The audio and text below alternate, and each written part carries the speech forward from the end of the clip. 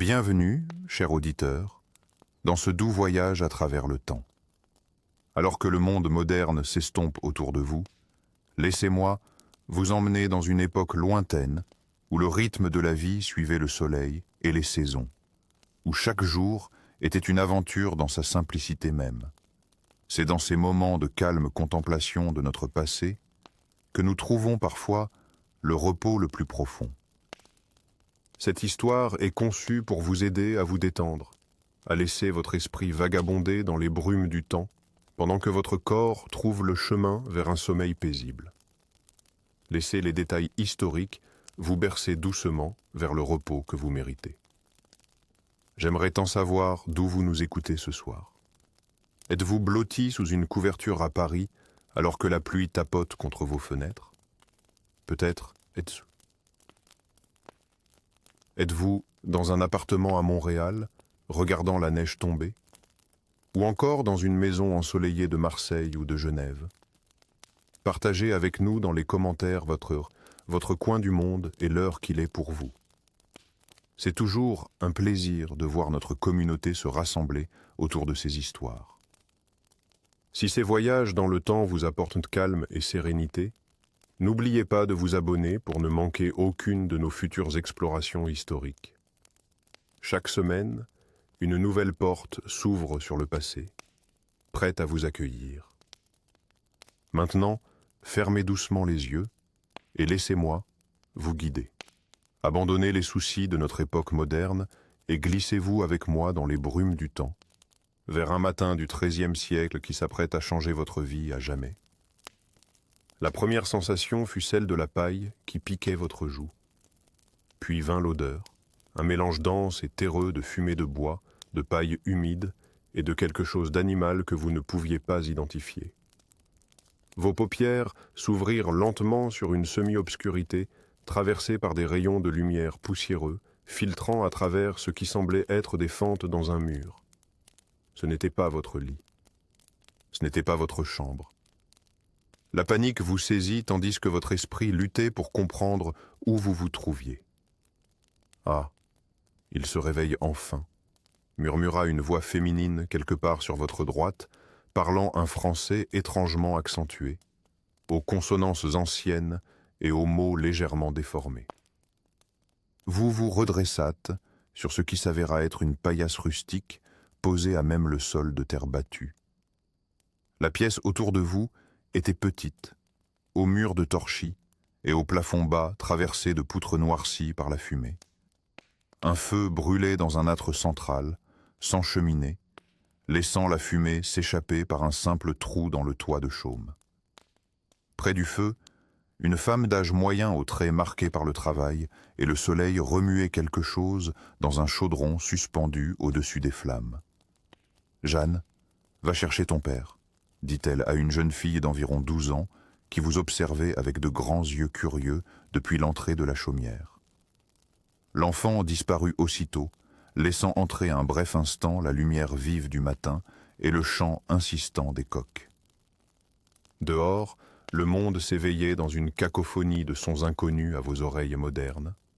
Le bêlement des moutons, le grognement des porcs, des voix lointaines s'interpellant dans ce même français archaïque. Où suis-je? Parvint-vous à articuler, votre propre voix vous semblant étrangère. La femme vous regarda avec un mélange de méfiance et de curiosité. Dans notre maison, bien sûr. Bertrand vous a trouvé hier soir, évanoui à la lisière du bois. Vous portiez ces étranges vêtements. Elle désigna d'un geste vos habits modernes soigneusement pliés sur un coffre en bois grossier. À leur place, on vous avait vêtu d'une simple chemise de lin rêche qui grattait votre peau. La porte s'ouvrit à nouveau, laissant entrer un homme trapu aux épaules larges, le visage buriné par le soleil et les mains calleuses témoignant d'une vie de labeur. Derrière lui se tenait la jeune Jeanne et 2 garçons plus jeunes qui vous dévisageaient avec une curiosité non dissimulée. « Je suis Bertrand », dit l'homme en s'approchant prudemment. « Je vous ai trouvé hier comme mort. D'où venez-vous avec ces habits si étranges? Êtes-vous un seigneur? Un marchand d'Orient peut-être ?» Il y avait dans sa voix un mélange de respect et d'appréhension, comme s'il craignait d'avoir recueilli quelqu'un qui pourrait lui attirer des ennuis. Votre esprit tournoyait, incapable de formuler une réponse cohérente. Comment expliquer que vous veniez du XXIe siècle? Que dans votre monde, des machines volantes traversaient le ciel et que les gens communiquaient instantanément d'un bout à l'autre de la planète? Je ne me souviens pas, répondîtes-vous finalement, optant pour la solution la plus simple. Je vous remercie de m'avoir secouru. La femme, qui s'appelait Mathilde comme vous l'apprendriez plus tard, vous tendit un bol en bois rempli d'une bouillie d'avoine. Mangez, dit-elle simplement. Vous devez reprendre des forces. Après ce repas frugal mais nourrissant, Bertrand vous proposa de l'accompagner au village. Peut-être que quelqu'un vous reconnaîtra, suggéra-t-il. Vous acceptâtes, curieux de découvrir ce monde dans lequel vous vous étiez mystérieusement retrouvé. Vos jambes étaient faibles, mais l'air frais du matin vous revigora tandis que vous suiviez le paysan sur un chemin de terre battue. Notre village s'appelle Saint-Martin-des-Champs, expliqua-t-il. Nous sommes sur les terres du seigneur Enguerrand de Coucy. C'est un bon seigneur, mais ses collecteurs d'impôts sont impitoyables, ajouta-t-il en baissant la voix, comme si les murs avaient des oreilles même en pleine nature. Le village apparut bientôt devant vous. Un ensemble de chaumières semblables à celles de Bertrand, regroupées autour d'une place centrale où se dressait un puits. Une petite église de pierre dominait l'ensemble, son clocher modeste pointant vers le ciel comme un doigt tendu. À votre arrivée, toutes les activités semblèrent s'interrompre. Des femmes qui lavaient du linge près du puits s'immobilisèrent. Des enfants qui jouaient avec des bâtons s'arrêtèrent pour vous dévisager, et même le forgeron cessa de marteler son fer pour vous observer. C'est l'étranger que Bertrand a trouvé, chuchotaient les villageois entre eux, formant un cercle de plus en plus étroit autour de vous. Un homme vêtu d'une robe sombre s'avança, le prêtre du village, reconnaissable à sa tonsure et à la petite croix de bois qui pendait à son cou. « Bienvenue à Saint-Martin, étranger, dit-il d'une voix posée. Je suis Père Mathieu. D'où nous venez-vous avec ces manières si particulières? Vous réalisâtes alors que votre simple façon de vous tenir, de marcher, de regarder autour de vous, trahissait votre origine étrangère à ce monde. Même votre tentative de vous fondre dans la masse en portant les vêtements prêtés par Bertrand, une simple tunique et des braies de laine grossière, ne suffisait pas à masquer votre différence fondamentale. « Je ne sais pas, mon père, » répondîtes-vous, adoptant instinctivement une attitude respectueuse envers cet homme d'église qui, vous le compreniez, devait jouir d'une autorité considérable dans cette communauté. J'ai perdu la mémoire. Je me souviens seulement de m'être endormi chez moi et de m'être réveillé ici, dans un monde qui m'est étranger. Ce n'était pas tout à fait un mensonge. Le prêtre vous étudia attentivement, cherchant peut-être dans votre regard la vérité que vos paroles ne révélaient pas. « Dieu nous envoie parfois des épreuves mystérieuses, dit-il finalement. Peut-être êtes-vous l'une d'elles. En attendant que votre mémoire vous revienne, vous pouvez rester chez Bertrand et Mathilde. Ils ont besoin d'aide pour les travaux des champs. » C'est ainsi que commença votre nouvelle vie dans ce passé lointain, entouré de visages curieux et méfiants, dans un monde où chaque geste quotidien que vous teniez pour acquis devait être réappris. Tandis que vous suiviez Bertrand vers les champs où l'attendait sa journée de labeur, vous ne pouviez vous empêcher de vous demander « Était-ce un rêve particulièrement vivace ? Ou aviez-vous vraiment traversé les siècles pour vous retrouver au cœur du Moyen-Âge » Le lendemain matin, le chant du coq vous tira d'un sommeil agité bien avant les premières lueurs de l'aube. Bertrand avait déjà quitté la paillasse familiale, et vous aperçûtes sa silhouette massive qui se découpait contre la faible lueur du foyer qu'il ravivait. « Il est temps d'apprendre à gagner votre pain, étranger, » lança-t-il en vous tendant un morceau de pain noir et un bol de lait encore tiède. « Guillaume vous attend au champ du Nord. C'est lui qui vous montrera comment manier la faux et la houe. Ne le faites pas attendre, il n'est pas d'humeur patiente. » vous avalâtes rapidement ce frugal repas, encore étourdi par cette réalité médiévale qui ne semblait pas vouloir se dissiper avec la nuit. Guillaume s'avéra être un homme trapu aux épaules larges comme des battants de porte, le visage buriné par des décennies de travail sous le soleil et les intempéries.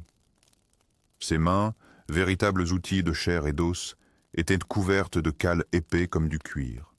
« Alors, c'est toi l'homme tombé du ciel dont tout le village parle ?» grogna-t-il en vous examinant de la tête aux pieds.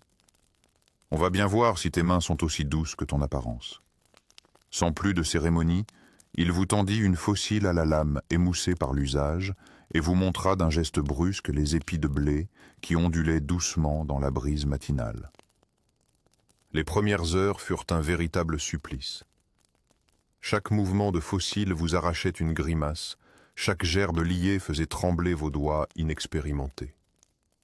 Guillaume ne ménageait pas ses critiques, mais à votre grande surprise, sa rudesse cachait une patience inattendue. « Non, pas comme ça », répétait-il inlassablement, avant de vous montrer encore et encore le geste précis, économe, fruit de générations de savoir-faire paysan. Le blé nourrit ta famille, respecte-le. Midi vint, marqué non par une horloge mais par la position du soleil au zénith, et avec lui un bref répit où vous partageâtes un repas simple de pain, fromage et oignons crus, arrosé du néo tiré du puits voisin. Au fil des jours, vos mains se couvrirent d'ampoules qui devinrent des cales, votre peau pâle se hala sous le soleil implacable, et les gestes qui vous semblaient si étrangers commencèrent à devenir naturels. Guillaume, sans jamais l'admettre ouvertement, semblait presque impressionné par votre persévérance. Pour quelqu'un qui ne se souvient de rien, tu apprends vite, marmonna-t-il un soir, alors que vous rentriez ensemble au village. Ce fut peut-être le plus grand compliment qu'il vous fit jamais. Un matin, alors que vous vous prépariez à rejoindre Guillaume au champ, Bertrand vous intercepta. « Pas aujourd'hui, dit-il en secouant la tête. Frère Thomas du monastère de Saint-Benoît a demandé à te rencontrer. Il paraît que le père Mathieu lui a parlé de toi. » Le monastère se dressait sur une colline douce à une lieue du village, ses murs de pierre claire luisant doucement dans la lumière matinale. Frère Thomas vous accueillit dans le jardin des simples, un espace ordonné où poussaient en rang soigné des dizaines de plantes médicinales. « Bienvenue, mon fils », vous salua le moine, un homme mince aux yeux vifs qui contrastaient avec sa tonsure grisonnante. « J'ai entendu dire que vous êtes un mystère pour notre petite communauté. Peut-être pouvons-nous nous éclairer mutuellement. » Les journées au monastère offraient un répit bienvenu après le labeur des champs. Frère Thomas vous enseignait les propriétés des herbes avec une passion contagieuse, vous montrant comment préparer des décoctions pour soulager les maux de ventre, des cataplasmes pour les plaies, des tisanes pour apaiser les fièvres. La nature est le premier livre de Dieu, philosophait-il en vous guidant parmi les plates-bandes odorantes. Vous découvrîtes que vos connaissances modernes sur l'hygiène et certains principes médicaux simples impressionnaient grandement le moine, qui vous regardait parfois avec un mélange de curiosité et de méfiance. « D'où tenez-vous ces idées étranges ?» vous demandait-il souvent, ce à quoi vous répondiez par un haussement d'épaules et un rappel de votre mystérieuse amnésie. Plus fascinante encore fut votre introduction au scriptorium, où les moines copistes travaillaient dans un silence religieux, penchés sur des parchemins qu'ils ornaient de lettres enluminées aux couleurs éclatantes. Frère Thomas, remarquant votre intérêt, vous plaça devant une tablette de cire et vous mit un stylet entre les doigts. « Savez-vous écrire ?» demanda-t-il, et à sa grande surprise, vous traçâtes des lettres parfaitement formées. « Un miracle !» murmura-t-il. « Ou peut-être étiez-vous un clerc, avant de perdre la mémoire. » Les après-midi passés à apprendre l'art délicat de la calligraphie médiévale devinrent pour vous des moments de paix profonde, une connexion tangible entre votre vie d'avant et cette existence nouvelle. Le jour du marché arriva avec l'excitation palpable qui précède toujours les grands rassemblements. Dès l'aube, le village s'anima d'une énergie fébrile, les charrettes furent chargées de produits à vendre, les enfants habillés de leurs vêtements les moins usés. « Venez avec nous », proposa Mathilde, en vous tendant un panier rempli d'œufs soigneusement emballés dans de la paille. Vous n'avez pas encore vu le bourg, et c'est un spectacle à ne pas manquer. La route poussiéreuse qui menait au bourg se remplit progressivement. De paysans, tous convergeant vers ce centre de commerce temporaire mais vital. Le bourg était une révélation.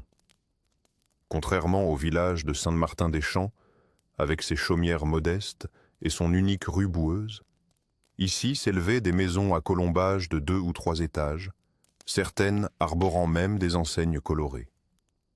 La place du marché grouillait d'une foule bigarrée, paysans venus vendre leur maigre surplus, artisans proposant leurs créations, marchands itinérants aux accents étrangers, vantant des épices exotiques ou des tissus aux couleurs éclatantes. L'air vibrait du mélange des voix, des cris des animaux, du cliquetis des pièces échangées, créant une symphonie de commerce et de vie qui vous transporta. Ce qui vous frappa le plus fut le contraste saisissant entre les différentes classes sociales qui se côtoyaient sans se mêler véritablement.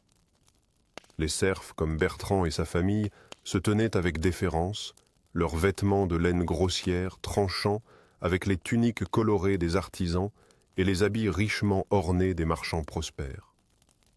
Un groupe particulièrement remarquable attira votre attention.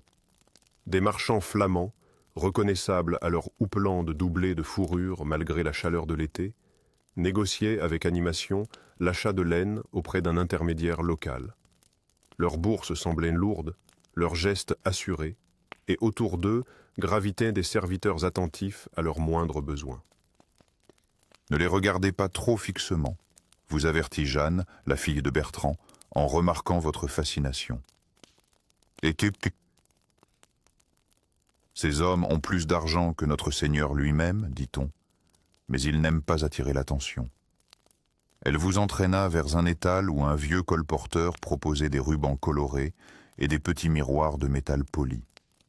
Les yeux de la jeune fille brillaient devant ces trésors inaccessibles, et vous comprîtes soudain la valeur inestimable que représentaient ces objets que vous auriez considérés comme insignifiants dans votre époque.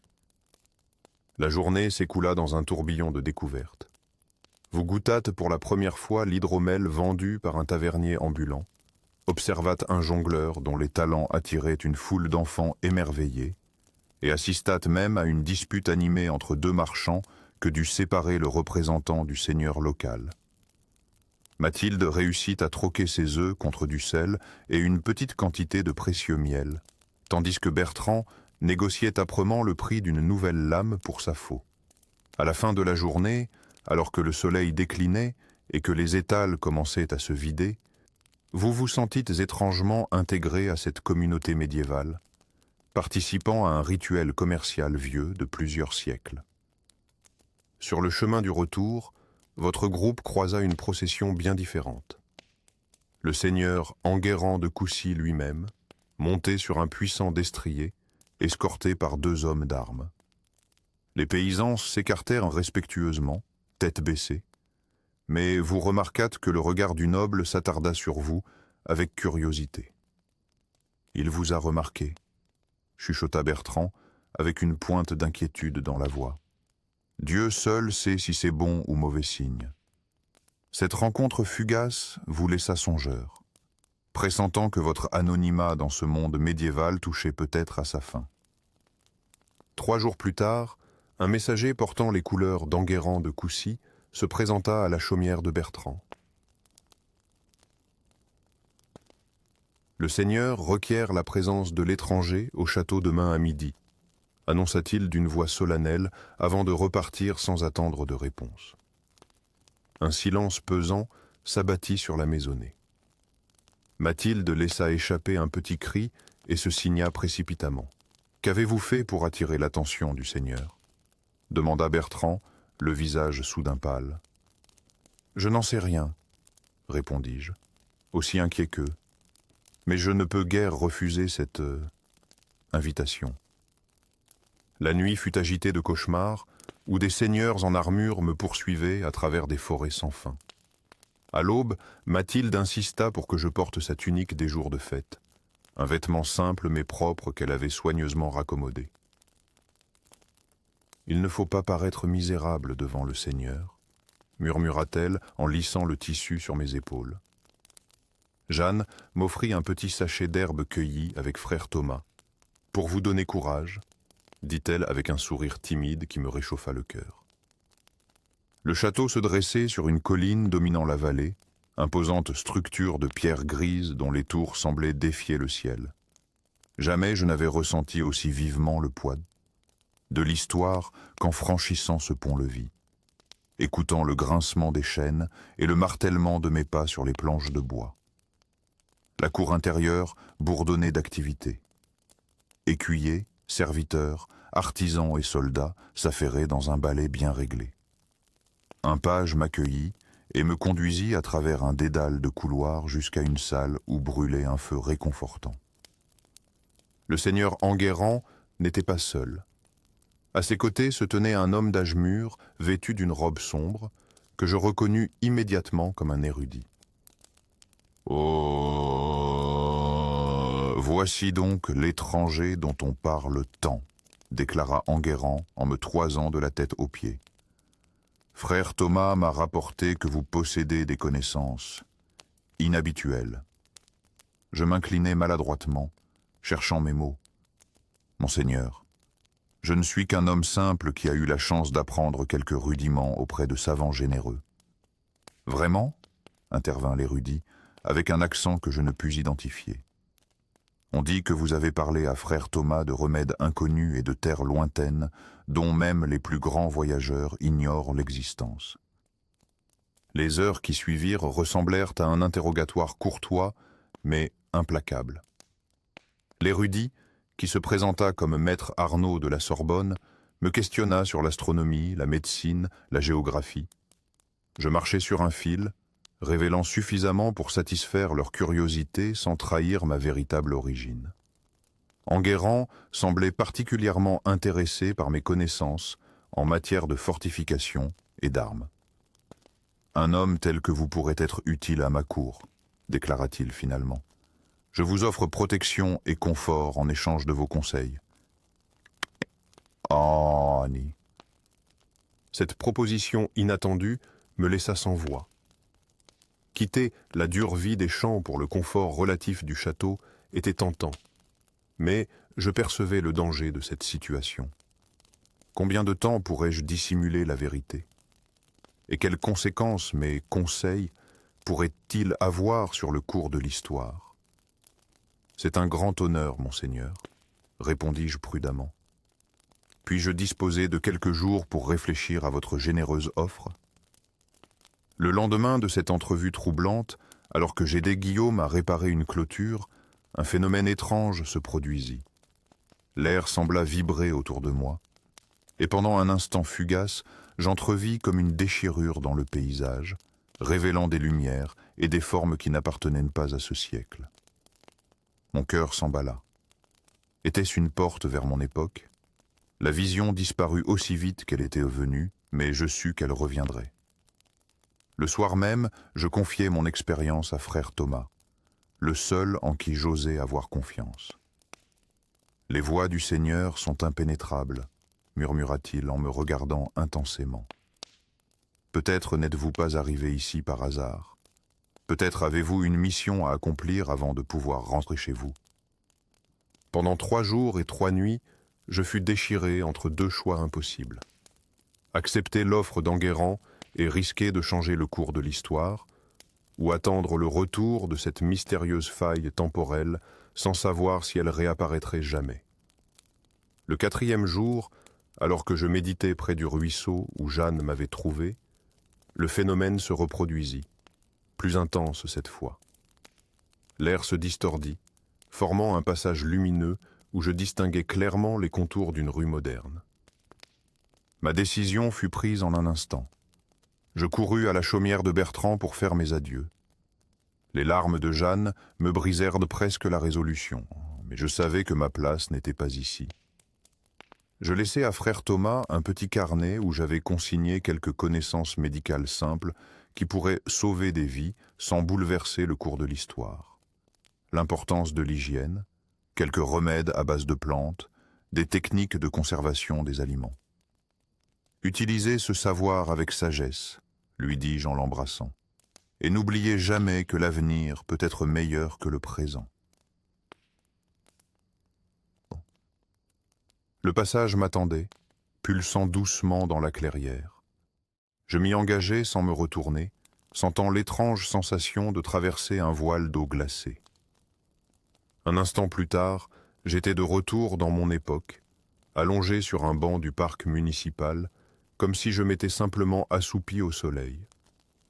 Seul le carnet manquant dans ma poche et l'odeur de fumée de bois imprégnant mes vêtements témoignaient de mon incroyable voyage. Des années ont passé depuis cette expérience qui a transformé ma perception du monde. Je contemple parfois nos technologies modernes avec un regard neuf, conscient de leur caractère miraculeux. Mais je garde aussi en mémoire la chaleur humaine de cette famille de paysans qui m'a accueilli sans rien attendre en retour. La patience de Guillaume m'enseignant les gestes ancestraux du travail de la terre. La sagesse tranquille de frère Thomas. Dans notre course effrénée vers le progrès, nous avons peut-être perdu quelque chose d'essentiel que ces hommes et ces femmes du Moyen-Âge possédaient malgré leur vie difficile.